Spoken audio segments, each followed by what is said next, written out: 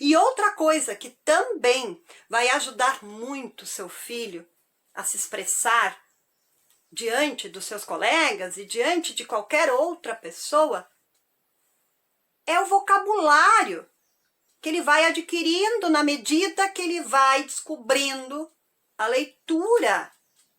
Quanto mais o seu filho ler, mais vai ampliar o seu vocabulário. E eu não estou falando aqui de palavras que nós usamos no nosso dia a dia, no cotidiano. São palavras mais requintadas, escolhidas a dedos por autores para deixar o seu texto bonito, significativo.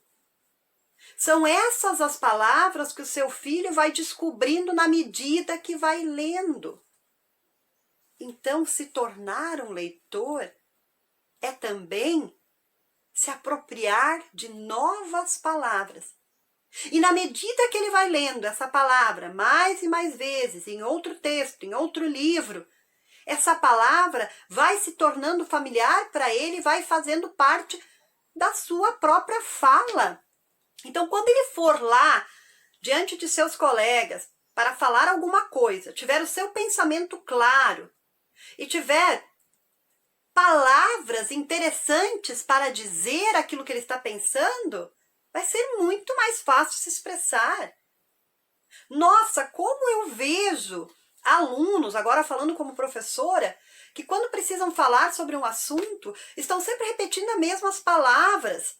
Eles não conseguem sair daquela meia dúzia de palavras que eles sabem usar para se expressar. E como nós podemos perceber quando uma criança é leitora, desde cedo, ouviu histórias, depois se tornou leitor em função desse estímulo, como nós podemos perceber que a sua fala traz muito mais palavras. Palavras que ela vai descobrindo na leitura. Quando nós ouvimos uma criança pequena, pequenininha, né? Falando uma palavra diferente, difícil, que normalmente nós não ouvimos uma criança pequena falar, nós achamos lindo. E nós pedimos para aquela criança repetir essa palavra muitas e muitas vezes, porque é muito legal. E ela não tirou essa palavra do nada. Ela ouviu essa palavra. Ela ouviu essa palavra da boca do pai, da boca da mãe, quando eles estavam contando uma história, por exemplo. Essa palavra fez sentido para ela naquela história. Ela achou aquela palavra interessante e ela usa essa palavra. E é isso que vai acontecer com o seu filho quando ele vai falar diante de seus colegas.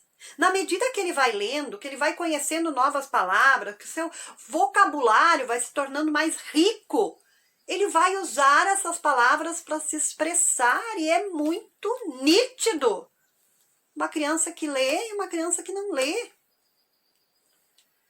Você, pai, você, mãe, acaba podando a expressão, porque não incentiva o seu filho à leitura.